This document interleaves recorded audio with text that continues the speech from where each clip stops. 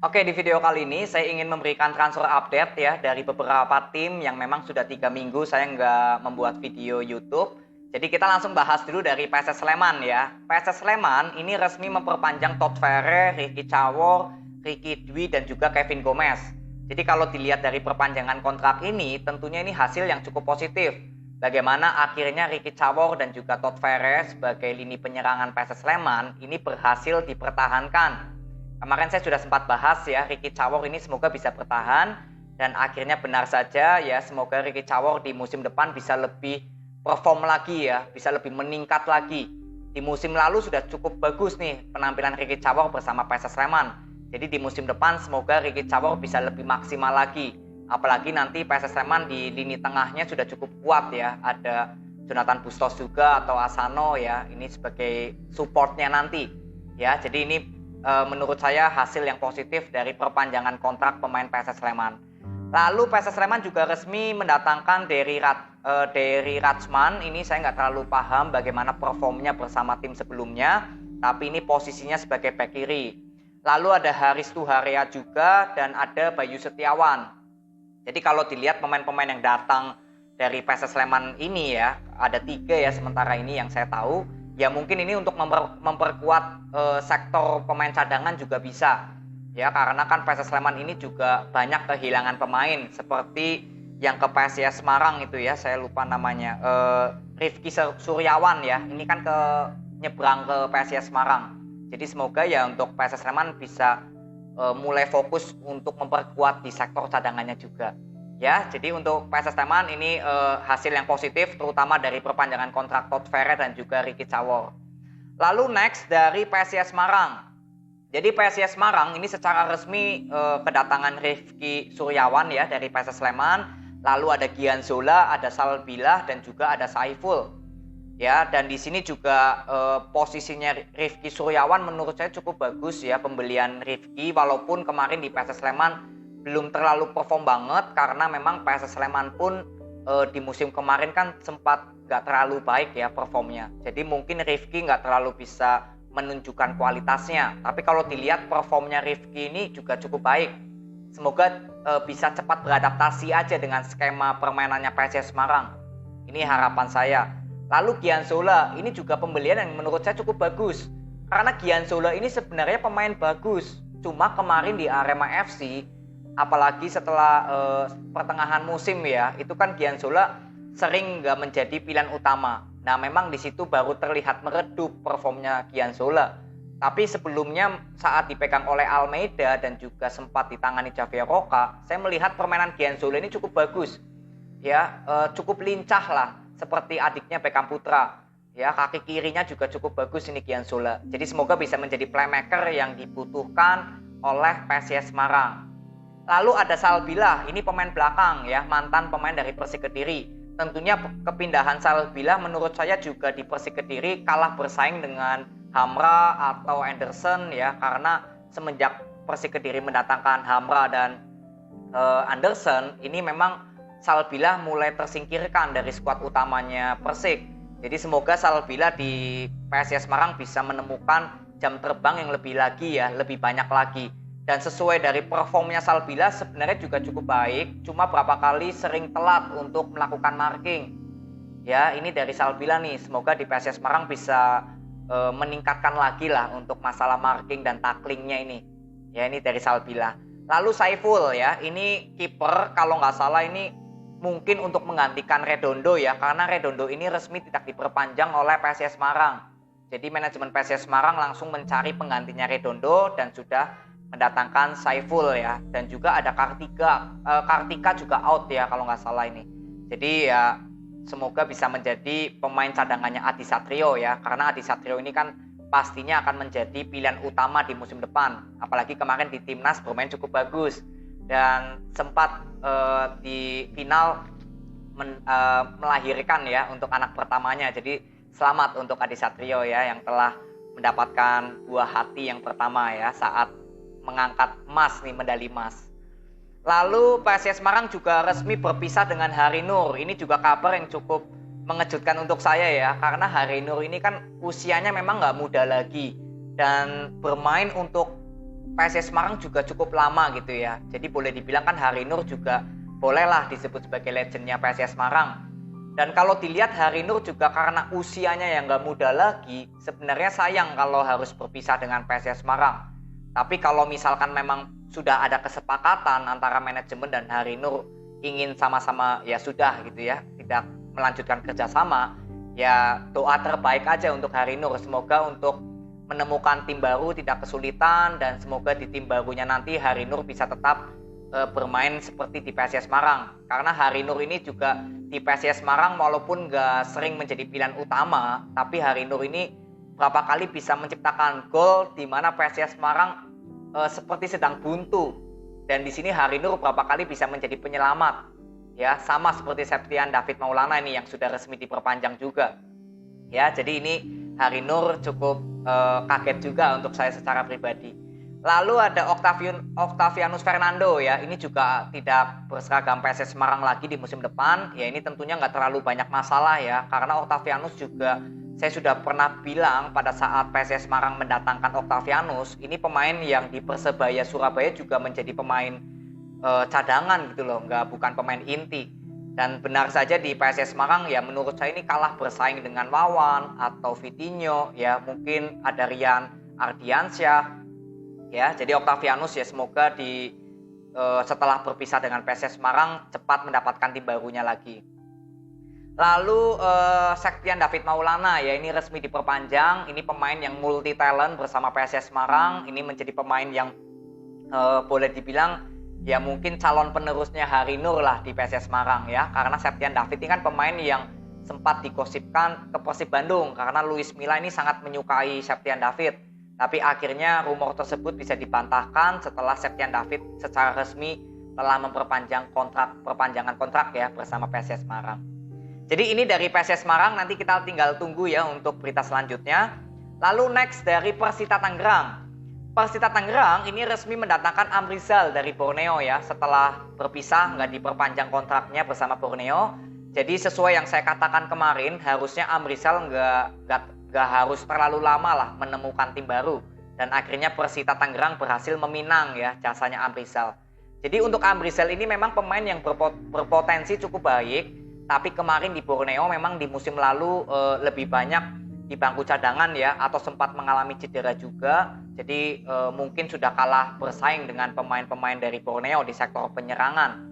Ya, jadi semoga di Persita Amrizal bisa menemukan ketajamannya lagi ya, karena kan Wildan Ramdhani sudah pindah ke Persebaya ya. Jadi mungkin Amrizal bisa menjadi pemain penggantinya Wildan ini. Ya, lalu next ada Christian Rontini. Ini pemain belakang berasal dari Filipina ya. Artinya slot pemain asing dari Persita sudah diisi oleh Christian Rontini. Jadi Christian Rontini ini mungkin untuk menggantikan Yohanes Kandaimu, karena Yohanes Kandaimu juga berpisah ya, hijrah ke Persebaya Surabaya. Jadi manajemen dari Persita juga cukup cepat untuk mencari penggantinya. Wildan dan Yohanes pindah ke Persebaya, lalu Persita sudah menemukan Rontini dan juga Amrizal. Jadi menurut saya sudah cukup langkah yang cukup bagus lah untuk manajemen Persita cepat mencari pengganti. Ya, lalu Persita Tangerang juga resmi memperpanjang Aditya Harlan. Ini Aditya Harlan salah satu kiper yang paling menurut saya kiper lokal yang terbaik di musim lalu. Berapa kali melakukan save yang cukup krusial untuk lini belakang dari Persita. Ya, jadi ini perpanjangan kontrak yang cukup bagus. Ini Aditya Harlan saya kalau nonton gregetan nih, bagus banget. Berapa kali bisa melakukan save yang cukup brilian ini.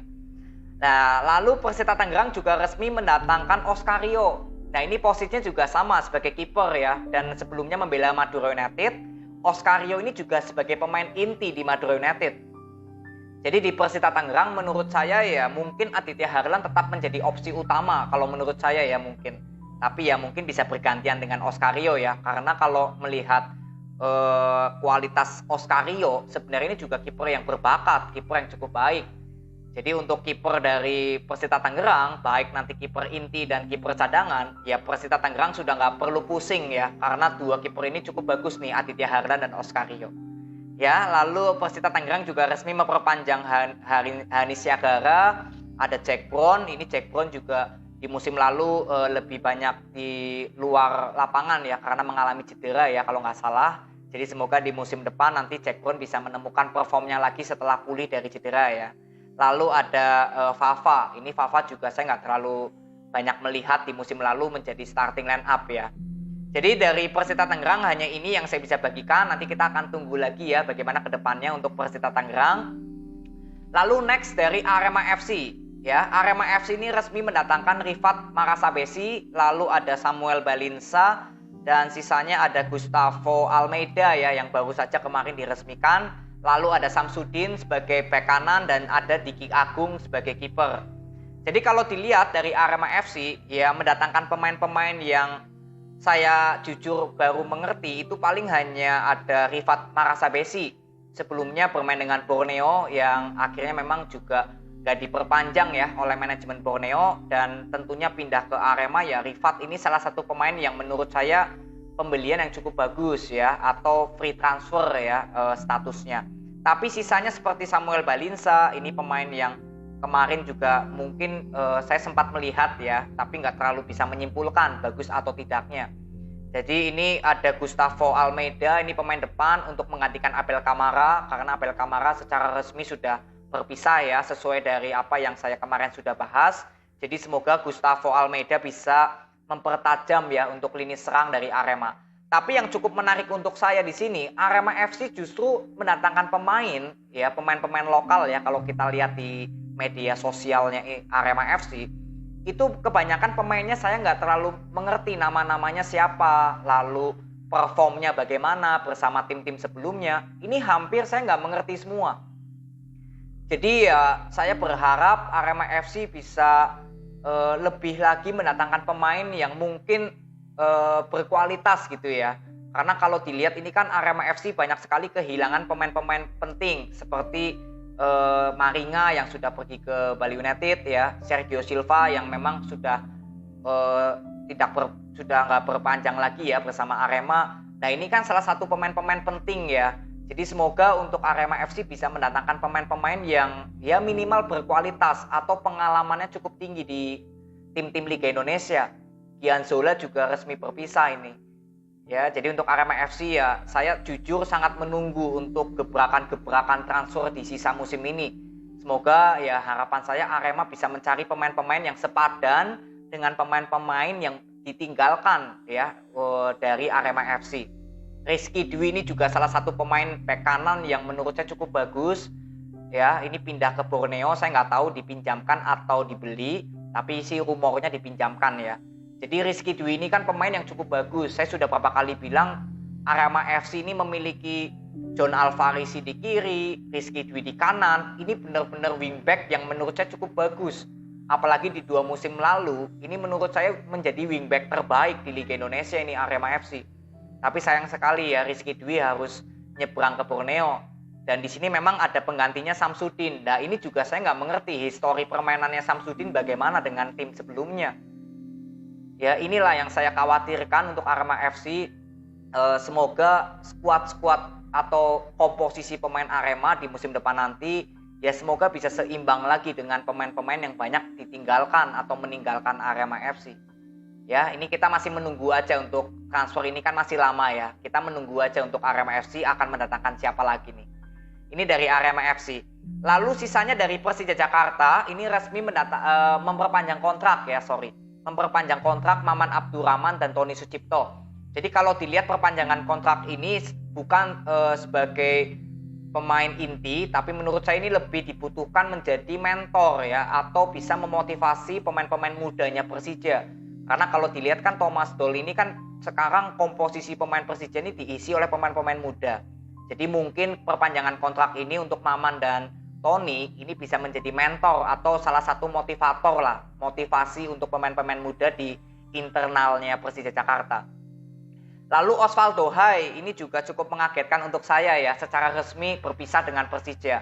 Jadi kalau dilihat memang Osvaldo Hai ini semenjak Thomas Doll menangani Persija, memang seperti sudah nggak menjadi pilihan utama lagi ya Osvaldo Hai.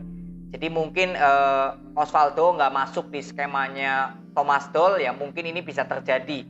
Jadi ya tentunya apapun keputusan yang diinginkan oleh Thomas Doll untuk mendukung skema permainannya, sistem permainannya, ya tentunya kita sebagai penikmat atau supporter Persija ya harus bisa menerima keputusan yang akan diambil oleh Thomas Doll. Karena Thomas Doll yang lebih mengerti ya pemain-pemain yang dibutuhkan atau yang tidak dibutuhkan siapa. Ya termasuk mungkin Osvaldo Hai ini yang harus berpisah. Ya, jadi semoga Osvaldo Hai bisa cepat menemukan tim baru karena ya saya kira harusnya nggak terlalu sulit lah Osvaldo Hai untuk menemukan tim baru. Ya, tapi ini rumornya ya, ini masih rumor ingin dipinang oleh Persib Bandung. Tapi kalau dilihat pemain sayap Persib Bandung pun juga sudah cukup banyak ya, apalagi kemarin habis mendatangkan Rian Kurnia. Jadi ya kita akan lihat untuk Osvaldo Hai akan melanjutkan karirnya bersama tim mana nih. Lalu selebihnya dari Bali United ya resmi mendatangkan Maringa dan Nadeo resmi pindah ke Borneo FC. Jadi ya tentunya dari Maringa datang ya mungkin untuk menggantikan posisi Nadeo. Tapi kalau dilihat sebenarnya Muhammad Ridho pun cukup bagus ya performnya di musim lalu. Tapi ya mungkin dengan kedatangan Maringa ya mungkin Maringa akan menjadi kiper intinya Bali United ya, karena kalau dilihat kan ini slot pemain asing dari Bali United harus kehilangan satu untuk penjaga gawang ya. Jadi kalau misalkan Maringa pindah ke Bali United hanya menjadi pemain cadangan untuk Ridho, ya tentunya sayang untuk pemain slotnya harus dikorbankan hanya sebagai pemain cadangan. Jadi kalau saya lihat ya mungkin Maringa akan menjadi pemain utama ya untuk penjaga gawang dari Bali United. Kita akan lihat nanti. Lalu Borneo juga resmi mendatangkan Leo Lelis ya. Ini Leo Lelis juga berapa kali saya kritik performnya bersama Persebaya, seringkali melakukan blunder, lalu seringkali telat untuk melakukan marking ya terhadap pemain-pemain musuh yang memiliki kecepatan. Jadi semoga untuk Leo Lelis ini di Borneo bisa merubah itu semua ya. Semoga ada peningkatan. Karena ini kan menemukan tim baru semuanya serba fresh, serba seperti dimulai dari nol lagi lah karirnya bersama Borneo. Jadi semoga Leo Lelis bisa ya meningkatkan untuk sektor di belakang atau pertahanan Borneo FC. Ya, jadi ini aja berita transfer yang saya bisa berikan kepada kalian. Terima kasih, sampai ketemu di video berikutnya. See you.